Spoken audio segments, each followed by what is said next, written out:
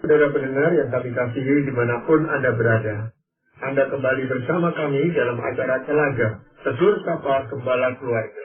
Saya Gunawan Santoso dari Lembaga Bina Keluarga Kristen akan berbincang-bincang dengan Bapak Pendeta Dr. Paul Gunadi. Beliau adalah seorang pakar dalam bidang konseling. Perbincangan kami kali ini tentang ia sudah menyiapkan segala sesuatunya. Kami percaya acara ini pasti bermanfaat bagi kita sekalian, dan dari studio kami mengucapkan selamat mengikuti. Bapak, kita memang tahu bahwa Tuhan Allah itu mengatur segala sesuatunya dan mempersiapkan segala sesuatunya untuk kita. Tetapi kok kita itu tidak bisa terlepas dari hidup kekhawatiran, Bapak? Karena logikanya kalau kita tahu bahwa segala sesuatu sudah dipersiapkan Tuhan untuk kita, dan itu yang terbaik, kan mestinya kita tidak perlu khawatir lagi. Tapi buktinya tetap khawatir gitu, Pak. Karena gini Pak Gunawan, Tuhan tahu apa yang akan terjadi, sedang kita tahu apa yang telah terjadi. Oleh karena kita hanya tahu apa yang telah terjadi dan tidak tahu apa yang akan terjadi, kita mudah cemas. Waktu menghadapi kesulitan, kita bingung, dan dalam kebingungan kita mudah marah dan menyalahkan Tuhan. Nah, lewat perjalanan Israel dari Mesir menuju Kanaan, kita dapat belajar satu pelajaran berharga, yakni Tuhan sudah menyiapkan segala sesuatunya. Kita tidak perlu khawatir, apalagi marah, sebab Tuhan tahu dan Ia sudah berjalan di muka.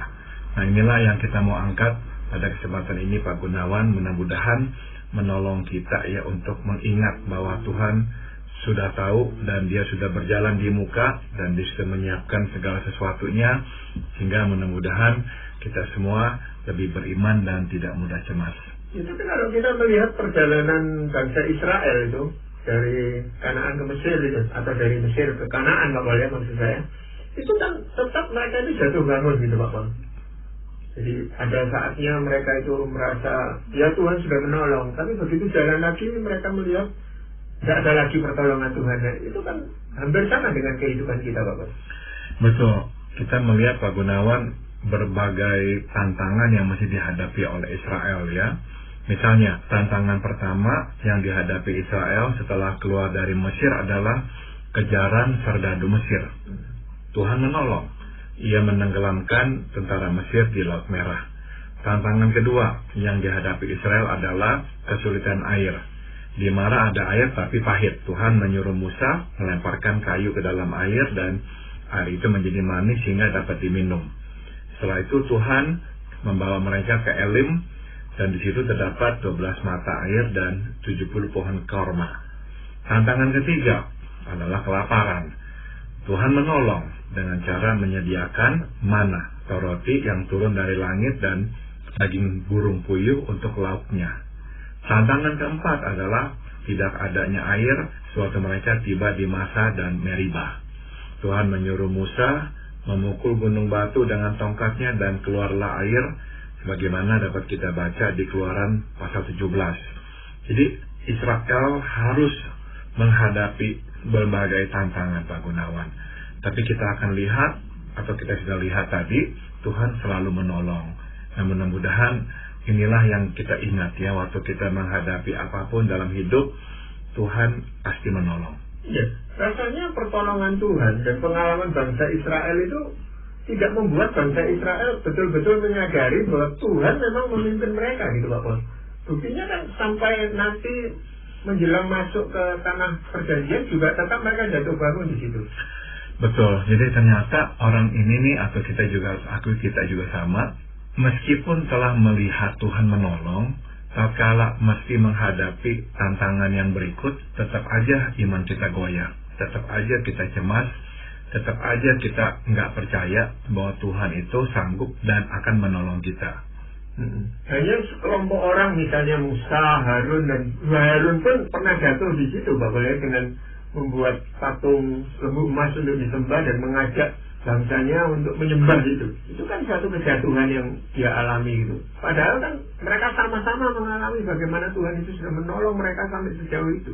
Iya, memang ini adalah saya kira ya kelemahan kita manusia, Pak Gunawan. Karena kita memang nggak bisa melihat apa yang akan terjadi. Jadi kita rasanya tuh nggak punya kendali atas hari esok kita. Dan kita susah mempercayakan hari esok kita kepada Tuhan yang sebetulnya menguasai hari esok itu. Nah, jadi yang kita mau lakukan pada kesempatan ini adalah menarik beberapa pelajaran dari perjalanan Israel menuju ke tanah yang Tuhan janjikan.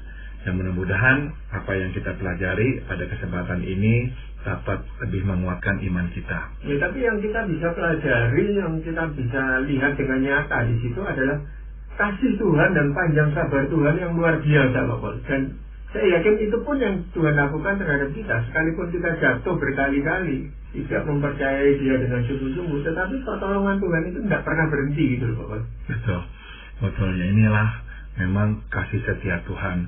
Meskipun ya seharusnya Dia kesel sama kita karena kita kok terus aja nggak percaya, terus aja kok mempertanyakan kesetiaan Dia. Tapi ya Dia dengan sabar selalu ya menunjukkan bahwa enggak ya, Dia bisa dipercaya dan Dia akan menolong kita. Iya. Bahkan kalau kita melihat sosok Musa pun sampai akhirnya tidak diperkenankan oleh Tuhan masuk ke dalam tanah perjanjian, itu kan juga salah satu kelemahan yang bisa terjadi di dalam diri kita.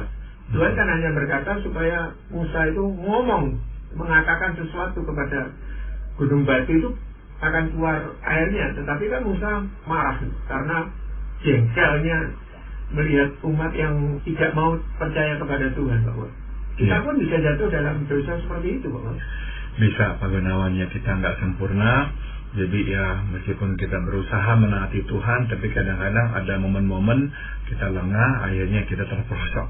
Iya. Jadi pelajaran apa yang bisa kita tarik dari pengalaman bangsa Israel ini, Bapak?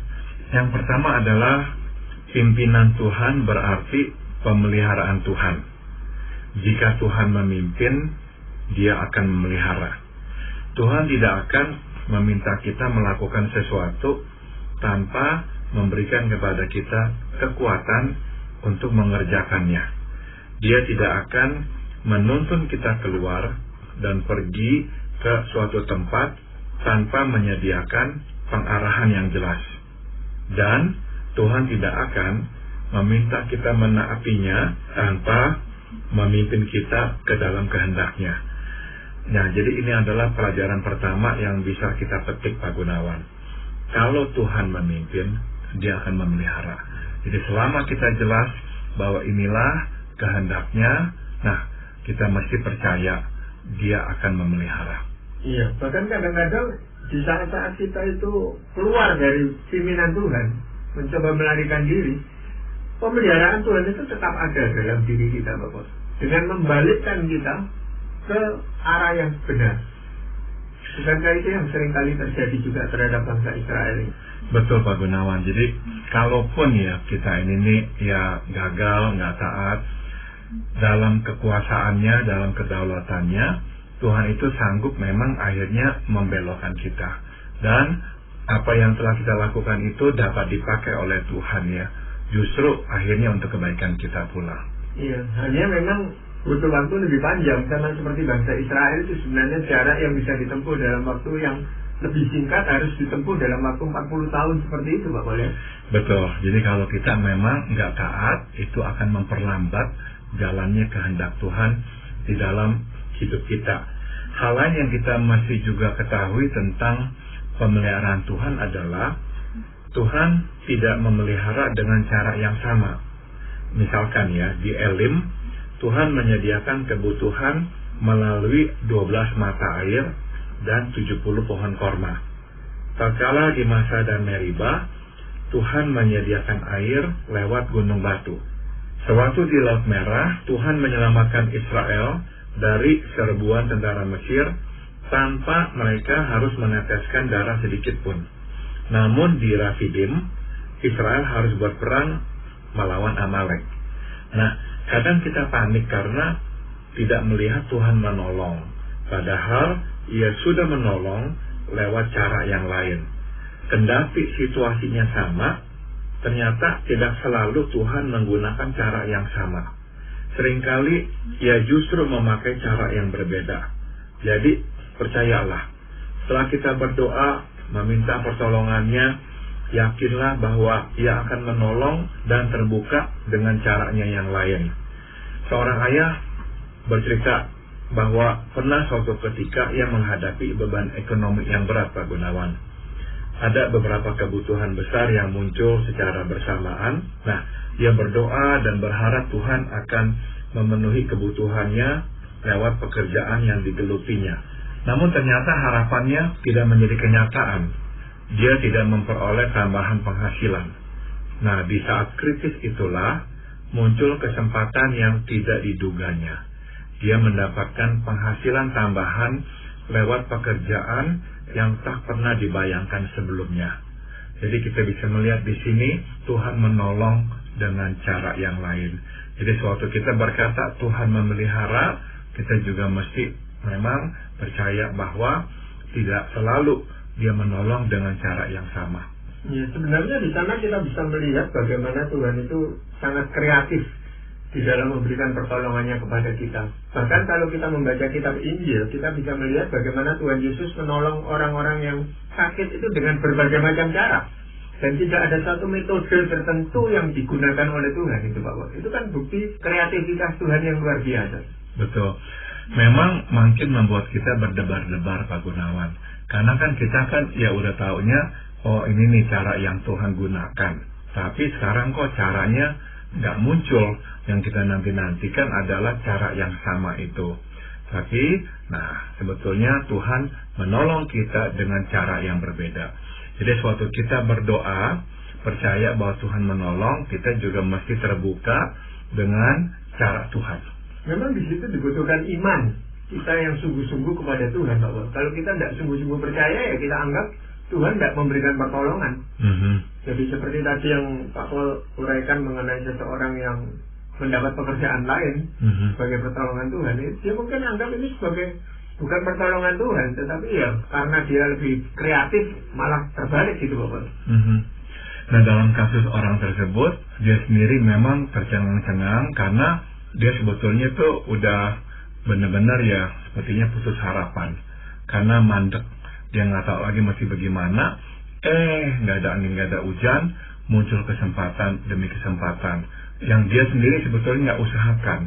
Jadi lewat itu dia tahu jelas Tuhanlah yang telah mengirimkan kepadanya berkat tambahan itu. Sebab dia sendiri memang nggak mengusahakannya dan nggak bisa memikirkan caranya yang lain untuk bisa menambahkan penghasilannya. Selain caranya, memang soal waktu Tuhan ini pun kita nggak bisa memastikan berapa lama Tuhan akan menolong kita gitu, Pak. Ada yang memang cepat.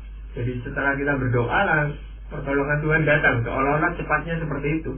Tetapi ada orang yang harus menunggu bertahun-tahun gitu, baru dia bisa melihat pertolongan Tuhan di dalam dirinya. Betul, Pak Gunawan. Jadi kita memang nggak bisa memastikan Tuhan akan dengan segera menolong kita. Kita tahu misalkan kembali kepada umat Israel, mereka harus berdoa bertahun-tahun. Nggak gampang. Musa sendiri 40 tahun di Mesir, kemudian 40 tahun di Midian, setelah itu barulah Tuhan utus dia. Jadi kalau kita hitung dari Musa saja lahir, berarti Israel harus menunggu Tuhan bertindak 80 tahun. Baru Tuhan mengeluarkan mereka dari Mesir. Iya, selain pelajaran tentang bagaimana Tuhan memelihara kita, apakah ada pelajaran yang lain, Bapak? Pelajaran yang kedua adalah Tuhan tidak mencegah masalah datang. Ia menolong tatkala masalah datang. Tuhan tidak mencegah Mesir mengejar Israel. Tuhan membiarkan.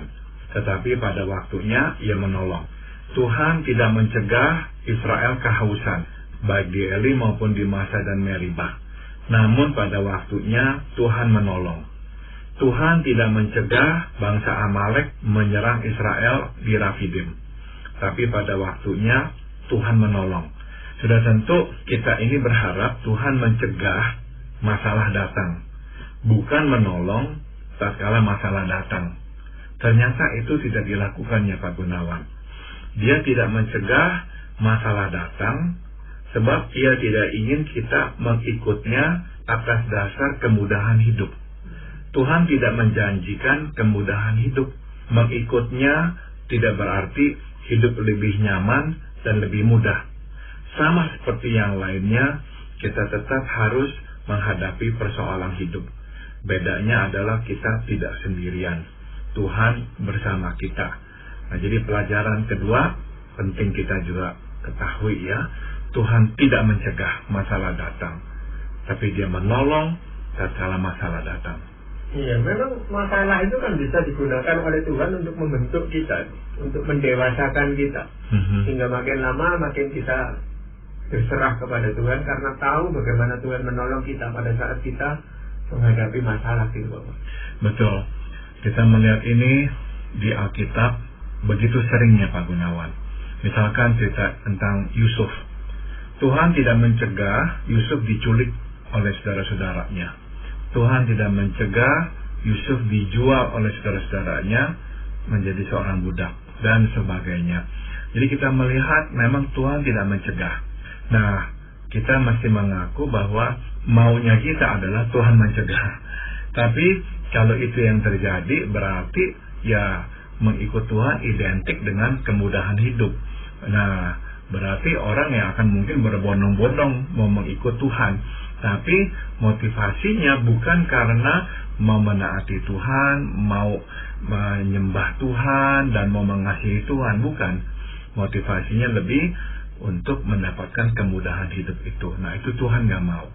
Tuhan mau orang mengikutnya karena menaatinya, menghormatinya, menyembahnya, dan mengasihinya. Iya, itulah sebabnya Tuhan Yesus sendiri mengatakan kepada orang yang mau mengikuti Dia bahwa setiap orang yang mau mengikuti Dia harus mau memikul salibnya dan baru mengikut Tuhan Yesus, gitu Pak. Dan ini kan suatu yang nggak enak itu. Betul. Memikul salib itu sendiri. Betul. Tapi inilah justru juga berfungsi sebagai penyaring, Pak Gunawan. Tuhan memang membiarkan masalah datang, tidak mencegah masalah datang. Nah, dengan cara itu bukan saja manusia dididik untuk beriman, tapi juga ini adalah kesempatan untuk ya memberikan yang terbaik, yang murni kepada Tuhan, bahwa kita gak mengikut Tuhan supaya mendapatkan kemudahan, tapi kita mengikut Tuhan karena kita memang menyembahnya dan mengasihinya. Jadi Tuhan senantiasa memurnikan iman kita, memurnikan motivasi kita mengikut Dia. Lewat salah satunya adalah ini nih, Tuhan tidak mencegah masalah datang, tapi Ia menolong tatkala masalah datang. Iya, kita itu takut dengan masalah itu karena khawatir tidak mampu untuk mengatasi masalah itu, gitu Bapak. Walaupun kita tahu bahwa Tuhan beserta dengan kita. Tetapi ketidaktahuan kita, yang tadi juga Bapak sudah katakan, apa yang nanti kuat tidak saya menjalani ini, gitu. Iya, sudah tentu ini sesuatu yang Tuhan mengerti. Sebab sebetulnya Pak Gunawan, kalau menurut kemampuan kita manusia, sudah tentu kita belum tentu mampu loh menghadapi tantangan-tantangan hidup ini. Tapi ya Dia berjanji Dia akan memberikan kepada kita kekuatan itu. Nah, jadi kita memang terus maju, bukan karena kita tahu kita bisa, tapi karena kita tahu kita nggak sendirian. Tuhan menyertai kita dan Dia akan sanggup. Iya. Tapi bagaimana dengan doa Tuhan Yesus yang mengatakan jangan membawa kami ke dalam pencobaan, Pak? Sudah tentu boleh ya berdoa seperti itu. Kita ini manusia takut sekali ya mengalami pencobaan, kesusahan dan sebagainya. Jadi Tuhan mau mengerti pergumulan manusia. Jadi doa yang Tuhan ajarkan kepada manusia benar-benar adalah doa demi kepentingan manusia. Memang dari sorga Tuhan bisa berkata, kamu jangan khawatir. Kalaupun saya bawa kamu melewati pencobaan, aku akan bersamamu, aku akan menolongmu dan akan sanggup mengeluarkanmu. Tuhan bisa saja berkata begitu, tapi kita mesti ingat doa yang Tuhan ajarkan adalah doa untuk manusia, dari manusia.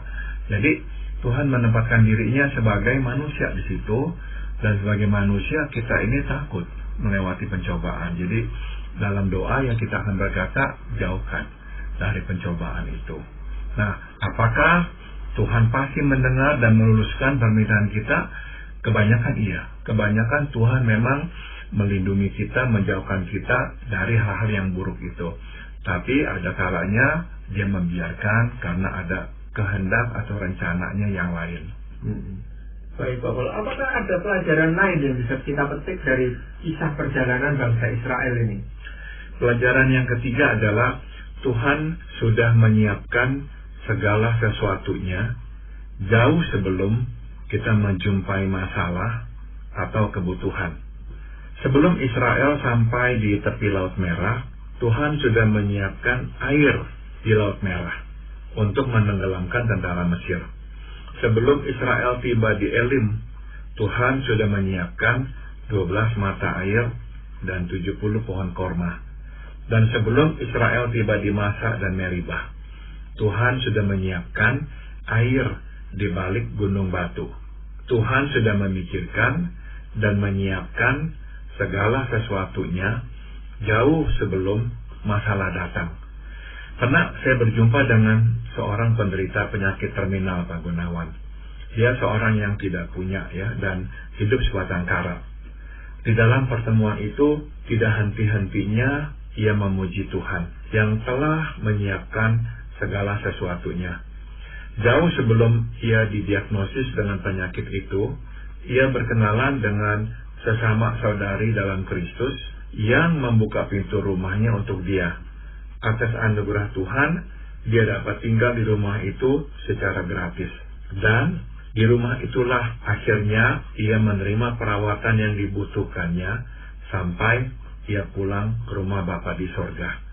Nah Pak Gunawan, berkali-kali saya mendengar cerita serupa dari orang-orang percaya. Semua memperlihatkan bahwa Tuhan sudah memikirkan dan menyiapkan segala sesuatunya jauh sebelum masalah datang. Suatu kita melihatnya, tidak bisa tidak kita dikuatkan dalam menghadapi masalah. Kita tahu bahwa jika Tuhan sudah menyiapkan segala sesuatunya, itu berarti ia mengendalikan segala sesuatunya. Tidak ada yang terjadi di luar kuasanya. Kita aman di dalam tangannya. Masalahnya kita itu tidak bisa melihat bahwa apa yang Tuhan sediakan bagi kita itu bisa dimanfaatkan untuk menolong kita gitu Pak. Kita anggap ini sesuatu yang bukan untuk kita gitu. Jadi kita bisa menolak gitu. Ya, untuk orang yang tadi sakit itu dia mau menerima tinggal di situ. Tetapi ada banyak orang yang sebenarnya Tuhan mau menolong, tetapi dia menolak. Lalu dia bertanya kepada Tuhan, Tuhan kok tidak menolong saya pada saat seperti ini? Tuhan bilang, saya sudah memberikan pertolongan, tapi kamu yang tidak mau. Ya. Kan hal itu seringkali terjadi loh, Bang. Ya. Kadang-kadang ya kita ini nggak peka, jadi kita nggak bisa melihatnya. Dan kalau kita nggak peka, biasanya ya karena kita memang nggak berjalan dengan akrab dengan Tuhan. Kalau kita berjalan akrab dengan Tuhan, seharusnya tuh kita langsung tahu tuh Tuhan berbicara dan kita bisa mendengarnya. Inilah yang Tuhan sedang sediakan buat kita.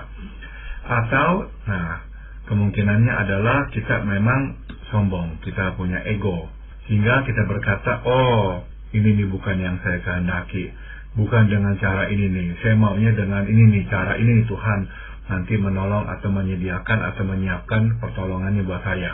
Nah, kadang-kadang yang menghalangi adalah diri kita sendiri, karena kita nggak siap dan nggak mau menerimanya, karena kita beranggapan, ini terlalu merendahkan kita. Tapi itulah jalan Tuhan, dan kadang-kadang memang Tuhan sengaja menyediakan jalan yang merendahkan kita, karena Tuhan mau merendahkan kita, Pak Gunawan. Contohnya adalah Naaman. Waktu dia menghadap Elisa menyuruhnya untuk berendam di Sungai Yordan, dia menolak. Karena buat dia ini penghinaan. Dia petinggi sebuah negara yang gagah, yang jaya. Masa disuruh oleh seorang nabi di Israel untuk merendamkan diri di sungai yang kotor. Nah, dia nggak mau. Tapi akhirnya karena pesuruhnya bilang, ya kamu datang jauh-jauh, kenapa kok disuruh berendam? Nggak mau. Ya udahlah, ikutin, siapa tahu kamu akan sembuh. Jadi akhirnya dia ikuti. Nah, Tuhan memang sebetulnya tuh melihat ada yang lebih penting pada Naaman selain dari penyembuhan dari kustanya, yaitu dia diperbaharui, nggak lagi jadi orang yang sombong. Jadi seringkali itu Tuhan memang melakukan dua hal sekaligus, Pak Gunawan. Satu untuk menolong kita, satu lagi sekaligus untuk, ini dah, mengajarkan kita satu pelajaran rohani. Misalnya, membuat kita belajar rendah hati atau apa. Nah, dua itu tuh jadi satu dalam satu pelajaran. Kalau kita menolak gara-gara buat kita, aduh ini salah merendahkan, ya sayang, akhirnya kita kehilangan kesempatan bukan saja diperbarui oleh Tuhan, tapi untuk menerima pertolongan itu sendiri. Iya, yang kita harapkan itu kan sebenarnya pertolongan Tuhan yang spektakuler gitu Pak Paul, yang utuh. Padahal biasanya Tuhan itu menolong setahap demi setahap. Ya. Seperti yang tadi Naaman itu kan harus 7 kali merendamkan dirinya, baru dia sembuh. Tapi kalau baru 3 kali dan dia tidak melihat hasilnya lalu keluar, juga tidak akan terjadi kesembuhan itu gitu Pak. Betul sekali Pak Gunawan. Jadi memang harus satu demi tahap ya. Dan itu menuntut ketaatan yang luar biasa Pak Paul di dalam diri kita. Pak Paul, apakah ada ayat firman Tuhan yang ingin Pak Paul sampaikan? Mazmur 92 ayat 6 mengingatkan betapa besarnya pekerjaan-pekerjaan-Mu ya Tuhan, dan sangat dalamnya rancangan-rancangan-Mu. Ya, besarlah pekerjaan Tuhan dan sangat dalamlah rancangannya. Jauh melebihi kesanggupan kita untuk memikirkannya. Tuhan tidak pernah kehilangan akal. Tuhan tidak pernah kewalahan. Dan Tuhan tidak pernah berhenti memperhatikan kita, anak-anak yang dikasihinya. Jadi sebenarnya Tuhan itu juga tak pernah terkejut atas apa yang kita alami, karena semuanya sudah dipersiapkan dengan baik oleh Tuhan. Betul. Hanya kita yang nggak tahu masa depan ini yang membuat kita terkejut, Bapak. Betul. Jadi setiap kali kita menghadapi sesuatu, lah kita berkata, kita terkejut, oke, tapi kita langsung ingat, Tuhan tidak akan terkejut, Tuhan sudah tahu, berarti Tuhan sudah siapkan segala sesuatunya. Ya, baik Pak Paul, biar pembicaraan ini benar-benar menguatkan iman kita dan kita mulai hidup berserah kepada Tuhan karena Dia sudah mempersiapkan segala sesuatunya untuk kita. Para pendengar sekalian, kami mengucapkan banyak terima kasih Anda telah mengikuti perbincangan kami dengan Bapak Pendeta Dr. Paul Gunadi dalam acara Telaga, Tegur Sapa Gembala Keluarga. Kami baru saja berbincang-bincang tentang Ia sudah mempersiapkan segala sesuatunya. Bagi Anda yang berminat untuk mengetahui lebih lanjut mengenai acara ini, silakan menghubungi kami lewat surat. Alamatkan surat Anda ke Lembaga Bina Keluarga Kristen atau LBKK, Jalan Cimanuk 56, Malang. Kami juga mengundang Anda mengunjungi situs kami di www.telaga.org. Saran-saran, pertanyaan, serta tanggapan Anda sangat kami nantikan. Dan akhirnya dari studio kami mengucapkan terima kasih atas perhatian Anda. Sampai jumpa pada acara